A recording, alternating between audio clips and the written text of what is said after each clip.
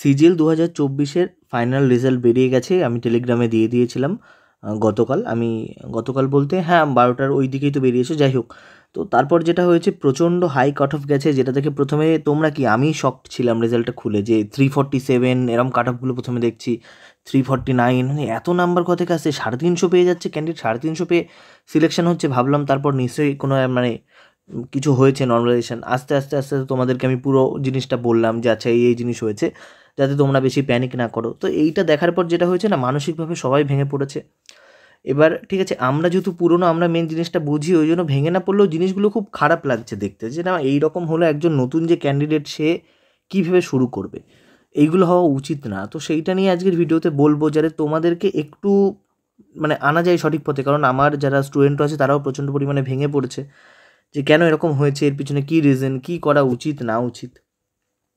তো ফার্স্ট যেটা আমরা দেখব, আমাদের মিনিমাম কাট অফ যেটা গেছে, এটা কিন্তু নর্মালাইজড 335, 334, 333, 320, 306, এটা গেছে মিনিমাম কাট অফ। ইউআরে ম্যাক্সিমাম কাট অফ গেছে 370। মানে আর ইউ কিডিং? 390-এর মধ্যে পরীক্ষায় 370, এটা কী করে সম্ভব? 20 নাম্বার কম, মানে 390-এর মধ্যে 95% নাম্বার হচ্ছে। 390-এর 1% হয় 3.9, মানে এখানে 20 কম, মানে আমি যদি 4 ধরি, 4 5 20, 95%।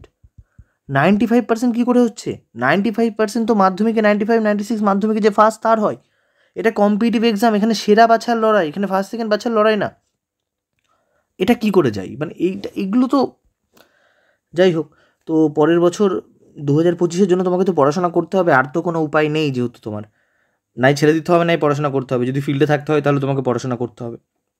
তার জন্য প্রিভিয়াস ইয়ারই মেন, দেখতেই পাচ্ছ সমস্ত প্রিভিয়াস ইয়ার থেকেই কোশ্চেন আসছে। তো তার জন্য ইংলিশ, জেনারেল অ্যাওয়ারনেস, ম্যাথামেটিক্স আর রিজনিং বই 2025-এর কিরণের লঞ্চ হয়ে গেছে।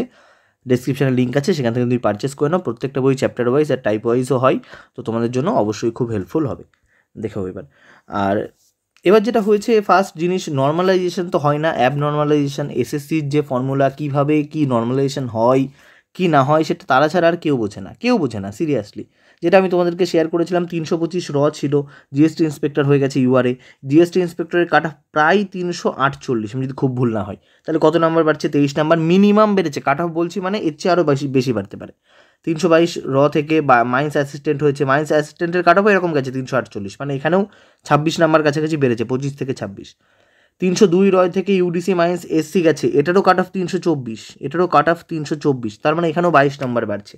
এটা 18, মানে সব 18 তারিখে শিফটে পরীক্ষা হয়েছিল ওদেরকে।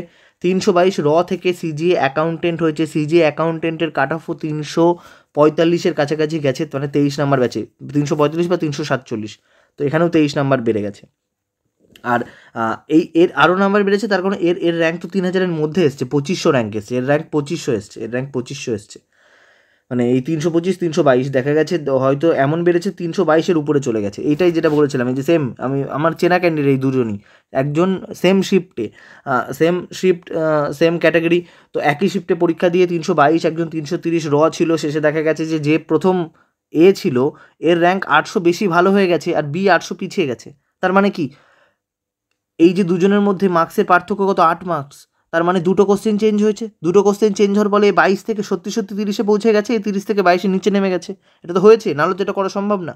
একইভাবে 305 335-এর কাট অফের পোস্ট ক্লিয়ার করে ফেলেছে, 309 339-এর কাট অফের পোস্ট ক্লিয়ার করে গেছে। তার মানে কি বোঝা যাচ্ছে, যে 30 নাম্বার বেড়েছে এখানে। এবার দেখো এদের যেটা কি, এই যে 25 নাম্বার আমি বলছি বাড়ছে, আমি এটা কাট অফের হিসেবে বলছি, মানে 23 বাড়ছে। এবার এরা নাম্বার কত পেয়েছে তো জানি না, কত বাড়বে তো জানি না। এখানে এর 25 বেড়েছে আমি জানি, এর 23 বাড়ছে, মানে এর মিনিমাম, এটা মিনিমাম এর 22 বাড়ছে, এরও মিনিমাম 25 বাড়ছে, 26 বাড়ছে, এর প্রায় 26-এর কাছাকাছি, 25 এর কাছে বাড়ছে, এটা মিনিমাম বাড়ছে বলছি। এবার এখানে দেখা যাচ্ছে 30 নাম্বার বাড়ছে, তার মানে কি, আমি তোমাদেরকে যেটা বললাম যে 20 থেকে 30 নাম্বার বাড়ছে, 20 থেকে 30 নাম্বার বেড়েছে এক একটা শিফটে। তাহলে এবার যদি আমি চলে আসি এখানে, 335 যেটা ইউআরএ ছিল, আমি 20 নাম্বার যদি বাদ দিয়ে দিই, তাহলে 315 গেছে কাট অফ। ধরতে পারি অন এভারেজ। এবার তোমার তাহলে 315তে সিলেকশন হয়েছে, তখন উঠে আসছে 320 পাওয়া কিছু ক্যান্ডিডেট, 322 পাওয়া ক্যান্ডিডেট, 315 পাওয়া ক্যান্ডিডেট যাদের সিলেকশন হয়নি। তো তারা বলবে আমাদের যদি 20 নাম্বার যোগ করি আমাদেরও তো তাহলে হয়ে যাচ্ছে এই নাম্বারগুলো, আমাদের কেন হয়নি? তার কারণ তোমাদের 20 নাম্বার বাড়েনি, তোমাদের 2 থেকে 3টে কোশ্চেন বা আরও বেশি 4টে কোশ্চেনের অ্যান্সার চেঞ্জ হয়ে গেছে, যেটা এখনও অবধি এসএসসি আমাদেরকে না জানালে আমাদের পক্ষে জানা সম্ভব নয়। এবং একজন তো এই অবধিও আমি দেখেছি 330 পেয়েও ক্লেম করছে তার হয়নি। তো এটা তো মানে হতেই পারে না, 330 পেয়ে হয়নি মানে তার তার মানে এতটাই ভাগ্য খারাপ যে প্রথম তারা হয়তো নর্মালাইজেশনে কিছু বাড়েইনি এবং কিছু কমেও গেছে। তো এইটা কতটা অথেন্টিক আমি জানি না, কারণ এই মানে এনার কাছে আমি বারবার ওনার কম্পিউটারের মার্কসটা জিজ্ঞাসা করছিলাম, উনি একবারও বলেননি কম্পিউটারের মার্কসটা কত, কারণ কম্পিউটারের মার্কসে হতে পারে যে এত নাম্বার পাওয়া সত্ত্বেও হয়তো কম্পিউটারটাই ওনার নাম্বারটা অনেকটা কম হয়ে গেছে, তো সেই হিসেবে হয়তো কম্পিউটারে কোয়ালিফাই করেনি, যেহেতু কম্পিউটারের নাম্বারটা বলেনি। কারণ 330 পেয়েও যদি না হয় তাহলে কী হচ্ছে, এটা মানে অবান্তর জিনিসপত্র হচ্ছে না। দেখো ম্যাথ আর রিজনিং যদি অনলাইন আর অফলাইনে পড়তে চাও এই নাম্বারে অবশ্যই হোয়াটসঅ্যাপ করে নিও, এসএসসি পিএসসি রেল যে কোনো পরীক্ষার জন্য। এটা আমাদের চ্যানেল টেলিগ্রাম, এখানে তুমি সমস্ত আপডেট পেয়ে যাবে, অবশ্যই একবার জয়েন করে নিও। এটা স্কোর বুস্টার অ্যাপ প্লে স্টোরে অ্যাভেলেবেল আছে, ফ্রিতে অনেক মেটেরিয়াল এখানে তুমি পেয়ে যাবে। এবার কিছু সলিউশন আমি বলতে চাই। দেখো আমরা কি করতে পারি, আমরা রিকোয়েস্ট করতে পারি, তার চেয়ে বেশি কিছু তো করতে পারি না। আমি যখন অ্যাসপিরেন্ট ছিলাম, এখনও আছি বলতে গেলে, মানে যখন একদমই পুরোপুরি বেকার ছিলাম তখনও আমরা এই সেম জিনিসগুলো চাইতাম, আসতো না, এখনও এই সেম জিনিসগুলোই চাইছি। 130টা কোশ্চেনই তো বানাতে হয়, আমাকে দিক আমি 130টা কোশ্চেনের 10টা করে সেট বানিয়ে দেবো, একটাও ভুল কোশ্চেন খুঁজে পাওয়া যাবে না, বা একটাও এমন কোশ্চেন আসবে না যার দুটো অ্যান্সার হয়। এখানে 130টার সেট বানাতে হচ্ছে মাত্র দুটো। আরে আমি কেন, যে ছেলে প্রিলিমস ক্লিয়ার করেছে না, যার 160 নাম্বার আছে এরম ক্যান্ডিডেট প্রায় 1000 2000 3000টা পেয়ে যাবে, তাদেরকে দিয়ে দাও, তারা দুখানা পেপার বানিয়ে দেবে। এই 160 পাওয়া ক্যান্ডিডেটদের মধ্যে 90% স্টুডেন্ট দুটো পেপার বানিয়ে দেবে যার মধ্যে একটাও ভুল না হয়। আর টেক্সট বুক এতগুলো ভুরি ভুরি মক বানাচ্ছে, ভুল খুঁজে পাওয়া যাচ্ছে না। আরবি মক বানাচ্ছে, এতজন মক বানাচ্ছে, সেইখানে ভুল হচ্ছে না। এত বড় একটা সংস্থা, এর পিছনে কোটি কোটি টাকা খরচ করে কি করে এদের কোশ্চেন ভুল হয়? রং কোশ্চেন কি করে হয়, কেন চেক হয় না রং কোশ্চেন? আরে যে কাউকে নিয়ে গেলে করে দেবে কোশ্চেন, যে মানে 150-60 পাচ্ছে সেও একটা পেপার বানিয়ে দেবে যেখানে কোনো ভুল কোশ্চেন থাকবে না। তারপর কনফিউজিং কোশ্চেন, এই জিনিস এখন নতুন শুরু হয়েছে। ওই এক রিজনিংয়ে দেবে 4টে ওয়ার্ড দিয়ে কটা বানানো যায়, তার কটা বানানো যায় ওরা নিজেই জানে না, তাও কোশ্চেন করতে হবে ওদেরকে। কেন করতে হয় জানি না। এমন কোশ্চেন আমি কেন বানাবো যার দুটো উত্তর হবে? একটা কোশ্চেন বানাই না যার একটা উত্তর হবে, এটা কেন বানাই আমি বুঝতে পারি না। এই জিনিসটাই এফেক্ট করে এবং তুমি মেনে নেবে মিনিমাম 2 থেকে ম্যাক্সিমাম 5টা কোশ্চেনের অ্যান্সার চেঞ্জ হয়েছে। এমন কোশ্চেন হয়েছে যেটা অন্য বা একই কোশ্চেন দুজনকে নাম্বার দিয়েছে বা এইটা চেঞ্জ করে ওটা দিয়েছে। কেমন হয় সিনারিও জানো? তুমি তো বলবে যে না, যদি রং কোশ্চেন হয় সবাইকে নাম্বার দেয়।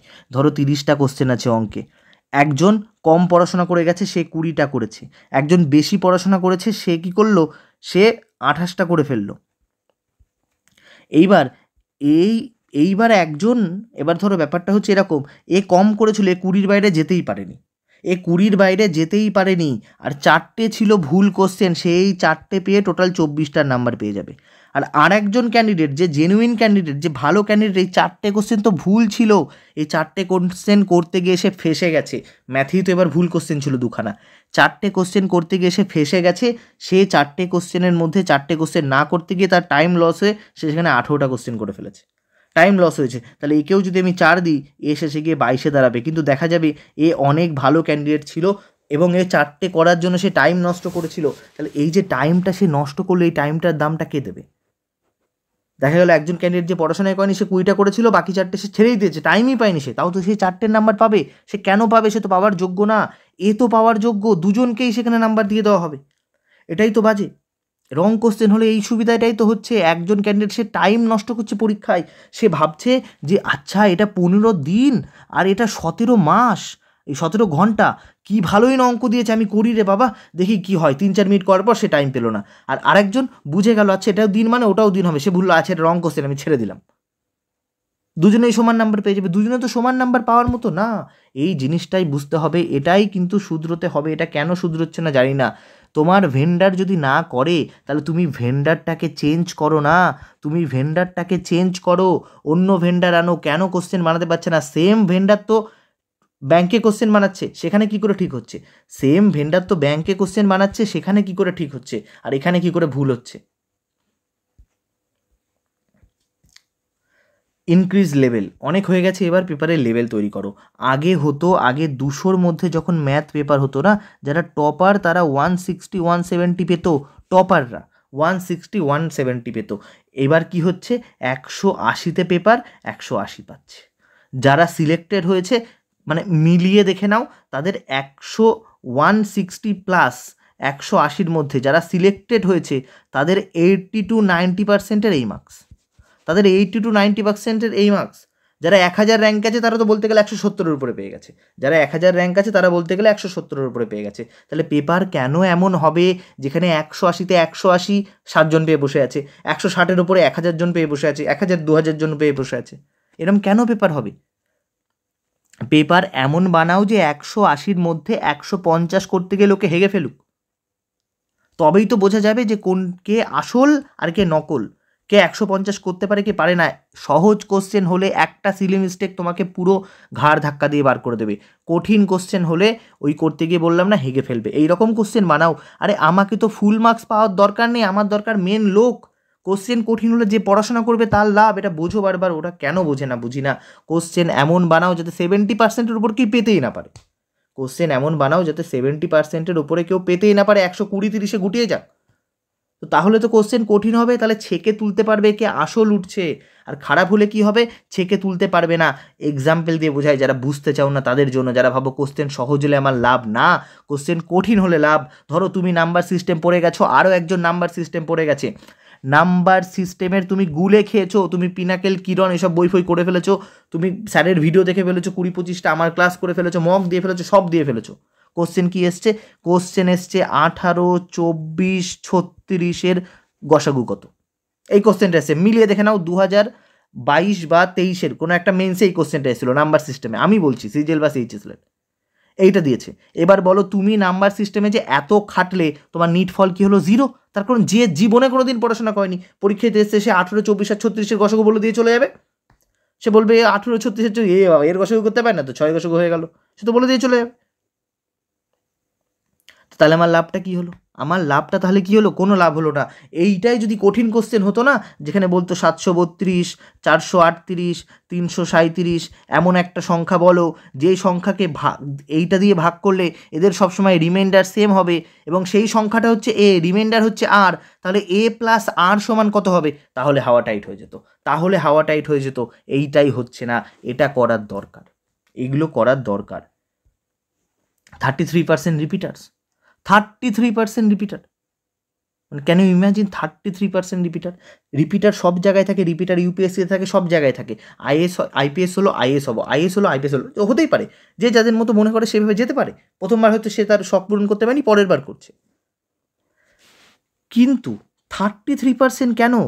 33% রিপিটার মানে 3জন সিলেক্ট হচ্ছে, তার মধ্যে 1জন আগে থেকে চাকরি করে, মানে রিপিটার্স মানে কি বলছি, আগে থেকে চাকরি করছে, সিলেক্টেড। এটা কি করে হচ্ছে? এটা তো হওয়া উচিত নয়।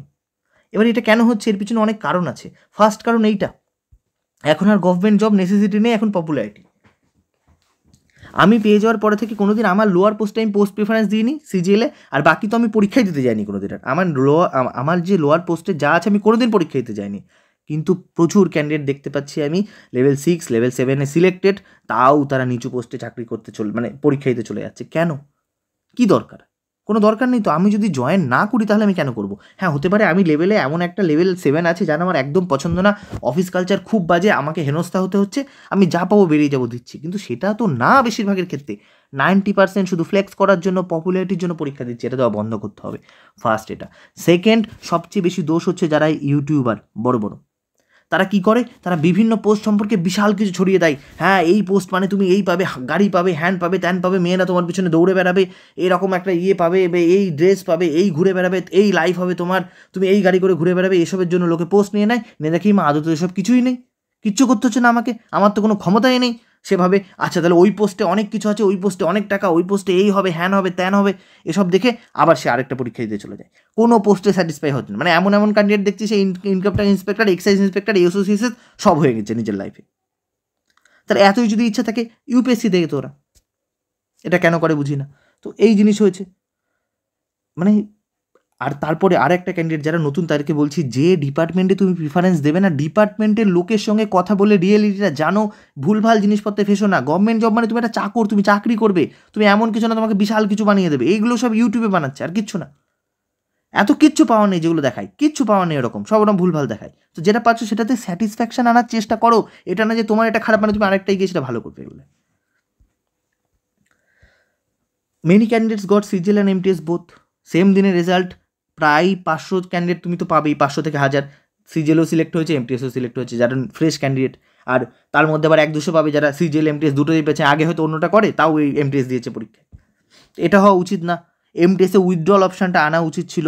এমটিএসে তো ওয়েটিং লিস্ট আনুক, সিজিএলে যদি না আনতে পারে এমটিএসে তো ওয়েটিং লিস্ট আনুক, ওখানে তো সবাই 1800 জিপি, সিজিএল আনায় ডিফারেন্ট আছে। তো এইটা আমাদের সবসময় এসএসসির করানো উচিত, আগে সিজিএল হোক, তারপর সিএইচএসএল হোক, তারপর এমটিএস হোক। তাহলে কী হবে, যে সিজিএল পাবে সে এই দুটোতে যাবে না, যে সিএইচএসএল পাবে সে এমটিএসে যাবে না। না হলে আগে এমটিএস হয়ে গেলে কী হচ্ছে, এমটিএসও পাচ্ছে, সিজিএলও পাচ্ছে, সিএইচএসএলও পাচ্ছে। সিএইচএসএলের যে রেজাল্ট বেরিয়েছিল না, সেই রেজাল্টে যা ওখানেও 500 জন দেখবে যে এবার সিজিএল পাবে বা এমটিএস পাবে। এগুলো ঠিক করতে হবে, এগুলো ঠিক না করলে হবে না। একজন ক্যান্ডিডেট কী করে বারবার পরীক্ষা দেবে? সেম মানসিকতা নিয়ে, সেম প্রিপারেশান নিয়ে করা যায় না। একবার হেরে যাওয়ার পর আবার ওই রিস্টার্ট বলাটা বারবার সহজ, সিনেমায় রিস্টার্ট করা খুব খুব কঠিন, রিস্টার্ট করা খুব খুব কঠিন। নেক্সট, ব্যান সেন্টার অনেক হয়ে গেছে।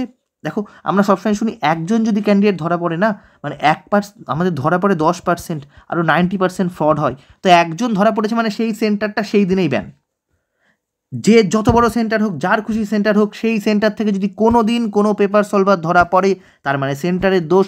সেন্টারের নিজেদের লোক যদি মিলে না থাকে তাহলে পেপার সলভার কোনো দিন ঢুকতে পারে না সেখানে, এটা নিজেদের দোষ পুরোপুরি। সেই সেন্টারটাকে আজীবনের জন্য ব্যান করো, তো একবার করে দাও, আর কোনো দিন কেউ ওরম করবেই না, কারণ ওদের নিজের লস যদি পরীক্ষা না হয়। সেন্টার ব্যান করতে হবে, নাহলে হবে না। এরকম একটা রিপিটের মানে আরও এরকম প্রচুর জায়গায় যাচ্ছে। আমাদের এই টিসিএসে বিশাল চেক আপ হয়, মানে বাকি জায়গায় হয় না। অনেক ছোটো ছোটো সেন্টার আছে যেখানে এগুলো করে ফেলছে, এগুলো এবং সেগুলো কোথায় হচ্ছে সবার জানা, লিস্ট বার করলে, নাম বার করলে, নাম দেখে বোঝা যাচ্ছে সেটা কোথায় হচ্ছে। আর লাস্ট, ওয়েটিং লিস্ট প্লিজ, যেটা আমি বললাম, সিজিএলে না পারো অন্তত এমটিএসে ওয়েটিং লিস্ট আনো। এমটিএসে তো সবাই 1800 জিপি, তাহলে সেখানে তো কোনো আলাদা ব্যাপার নেই, সেখানে ওয়েটিং লিস্ট আনো। সিজিএলেও আনা যায়, কেন আনা যায় না? 10 দিন টাইম দাও না, ডিপার্টমেন্টকে 10 দিন টাইম দাও। আগে 4600 রেজাল্ট বার করো, আগে 4600 রেজাল্ট বার করো। 4600তে দেখা গেল 2000 ভ্যাকেন্সি, সেই 2000 ভ্যাকেন্সির আগে রেজাল্ট বার করো। 2000 ভ্যাকেন্সি রেজাল্ট বেরোলো, সেটা সেট কাজ হবে। ডিপার্টমেন্টের কাছে দাও, ডিপার্টমেন্ট সঙ্গে সঙ্গে জানাবে কে কে জয়েন করবে, এখানে দাও। জয়েন 10-15 দিনে হবে, রেজাল্ট বেরোক। 3 মাস টাইম লাগুক রেজাল্ট বেরোতে, বহু টাইম লাগুক। এখানে 1 মাস টাইম দেওয়া হোক, এখানে 1 মাস টাইম দেওয়া হোক ডিবি থেকে জয়েন করানোর। 2000 জনের মধ্যে যারা জয়েন না করবে বাকিদের আবার ডাকো, এইভাবে করো না, এইভাবে দেরি করে করো, কোনো অসুবিধা নেই। কিন্তু ওই এমন না যেটা হয়, এই যে যারা এই 18,000 পোস্ট ছিল, তো আমার কথা মিলিয়ে নাও 20 থেকে 30% পোস্ট উইল রিমেইন ভ্যাকান্ট। এইটা কেউ জয়েনই করবে না, এটা কেউ জয়েনই করবে না। প্রায় তার মানে ধরে নাও 3000 জন জয়েন করবে না, নিচের 3000 জন তো চাকরিটা পেতো। আরে 5 মাস পর পাক, 6 মাস পর পাক, লিস্টটা থাকলে অন্তত 1 বছর পর পেতো, যেটা সিলেকশন পোস্টে থাকে। সেই জিনিসটা এখানে আনো না, অসুবিধা কী আছে? এত উপর মহলে বড় বড় লোক বসে আছে, তারা বুদ্ধি দেবে, সেই জিনিসটা আনো। এই সংশোধনগুলো করা দরকার। এইগুলো আমরা যখন অ্যাসপিরেন্ট ছিলাম তখনও বলছি, এখনও বলে যাচ্ছি। তারপরেও যদি এই সংশোধনগুলো না হয়, এবার আমার পক্ষে তো সম্ভব না একদম হায়ার অবধি পৌঁছে যাওয়া। আরও বড় বড় যারা স্যার আছে তারা অবশ্যই এই নিয়ে কথা বলবে, যারা বড় বড় আরও ইউটিউবার স্যার আছে তারা এই নিয়ে কথা বলবে, যারা মানে ভালো, যারা এমন নিজের কোর্স বেঁচে দিলাম, আমার কারোর সঙ্গে কোনো সম্পর্ক নেই, যাই কাটাবাসুক সহজ, এ তো মানে বলে দিলাম যে এ তো খুবই সহজ ছিল, এ কোনো কাটাফি না, এ এত নম্বরে হয়েছে, তা না, সত্যি সত্যি কাটাফি বাজে জিনিস হয়েছে। এবার কেউ এটা বলছে না যে অস্বচ্ছ জিনিসপত্র হয়েছে, ভুলভাল জিনিসপত্র হয়েছে। 20-25 নাম্বার করে কেন বাড়বে কারো? তো এই জিনিসগুলোই করতে হবে। এই জিনিসগুলো যদি না হয় তাহলে খুব মুশকিল ব্যাপার, আবারও এরকম জিনিসপত্রগুলো ঘটবে। ঠিক আছে, তো এবার তোমাদের উদ্দেশ্যে কি বলবো এখন বলো? তোমাদের উদ্দেশ্যে একটাই জিনিস বলবো, দেখো 2-3 দিন গেছে, শনি রবি বাদ দাও, মন্ডে, সোমবার থেকে কালকে, আজকে দোল আছে, যদি আজকে ভিডিওটা আসে, একদম মন খুলে রং খেলো, মন ভালো করো, ফ্রেশ করো, মন্ডেতে আবার ব্যাক করো। পড়াশোনা করতে হবে, তাছাড়া কিছু নেই। দেখো আমরা গভর্নমেন্ট জবের লাইনে যারা আসি সবাই মিডিল ক্লাস ফ্যামিলি থেকে আসি, মধ্যবিত্ত পরিবার থেকে। মানে তো মধ্যবিত্ত, নিম্ন মধ্যবিত্ত, আরও নিম্নবিত্ত সেখান থেকে আসে, তাদের কাছে আর কোনো অপশান থাকে না। গভর্নমেন্ট জবে এসছো মানে বেশিরভাগের ক্ষেত্রে দেখা যায় তাদের কোনো স্কিল সেটও নেই আলাদা করে। প্রাইভেট ফার্মে গেলে তুমিও যেভাবে ট্রিট হবে, তুমি একজন আজকে ফিজিক্স অনার্স করা স্টুডেন্ট, তুমি আজকে যেভাবে ট্রিট হবে, একজন যে একদিন পাস করে মানে পাস কোর্সে করা স্টুডেন্ট সেও একইভাবে ট্রিট হবে, কারণ তোমার কাছে আলাদা কোনো ক্যাপাবিলিটি নেই যেটাকে কাজে লাগিয়ে ইনফোসিস তোমাকে নকরি দেবে, এই চাকরি দেবে, তাই না? ইনফোসিস তোমাকে চাকরি দেবে, একইভাবে তোমাকে মানে ওটা নকরি বলতে চাচ্ছিলাম, মানে Naukri.com থেকে তুমি কোনো চাকরি পেয়ে যাবে। তো তার জন্য তুমি এখানে এসো, তাহলে তোমাকে লেগে থাকতে হবে এসএসসি আছে। শুধুমাত্র দেখো একটা জিনিস, সিজিএল জন্য পড়ছো মানে সিজিএলে ফোকাস করবে তা না, তুমি এনটিপিসি দেবে, তুমি সিএইচএসএল দেবে, সব পরীক্ষায় দেবে। 24 তো হয়ে গেল, আমরা চেষ্টা করবো 25 থেকে যেন এসএসসি এই জিনিসগুলো ঠিকঠাক করে। মনোবল তোমাকে ঠিক করতে হবে, এরকম জিনিসপত্র তোমার কাছে আসবেই, ভেঙে পড়লে হবে না, আবার লেগে পড়তে হবে। দেখো কিছু জনের তো হয়েছে চাকরি, তারা তো পড়াশোনা করেছে বলেই হয়েছে, না করলে তো হয়নি। এই যে এই যাদেরকে আমি বললাম 322 পেয়েছে, 325 পেয়েছে, এরা পড়াশোনা করেছে বলেই পেয়েছে, পড়াশোনা না করলে তো পেতো না। তো ঠিক আছে, আগে ছিল 90% হার্ডওয়ার্ক, 10% লাক। এবার এসএসসিতে কী হয়েছে, 50-50 হয়ে গেছে, প্রায় 50-50 হয়ে গেছে বলতে গেলে। এমনি জিকেটা তো লাক বেস করেই হয়ে গেছিলো, তারপর আবার এরকম হয়ে গেছে। তো হার্ডওয়ার্ক তোমাকে করেই যেতে হবে। চলো, আর যা তোমাদের দরকার লাগবে তুমি আমাকে জানিও, আমি তো সবসময় আছি তোমাদের পাশে। তো আমাকে এখানেই থামতে হলো, ভিডিওতে আরও কিছু বলার ছিল বলেও ছিলাম, কিন্তু তারপর আমি রিয়েলাইজ করলাম যে I was losing my control and I think I should stop here. তো অনেক কিছু বলে ফেললাম তোমাদেরকে মানে ভিডিওতে, এর কনসিকুয়েন্স কী হবে জানি না, কিন্তু তোমাদের সঙ্গে জুড়ে থাকলে কিছু তো বলতেই হয়, কারণ এই সেম প্রবলেমগুলো তোমরা ফেস করছো, আমিও ফেস করেছি, এখনও করছি। তো এই this things should be changed. Okay, চলো বাই, ভিডিওটা শেয়ার করো বন্ধুদের মধ্যে, টাটা।